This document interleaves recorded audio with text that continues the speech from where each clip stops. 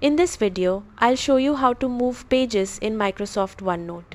Whether you're rearranging pages in the same section, moving them to another section, or sending them to a different notebook. Start by opening your notebook and going to the section that contains the page you want to move.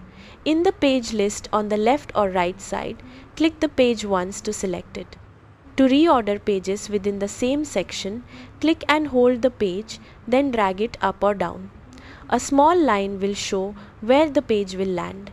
Release the mouse when it's in the right spot.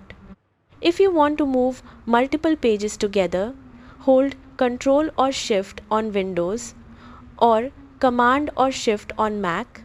Select the pages, then drag them as a group. To move a page to another section in the same notebook, select the page and drag it over the section tabs. Pause over the section you want until it highlights, then release. The page will drop directly into that section. If you want to move a page to a different notebook or you prefer a clearer option, right-click the page and choose Move or Copy.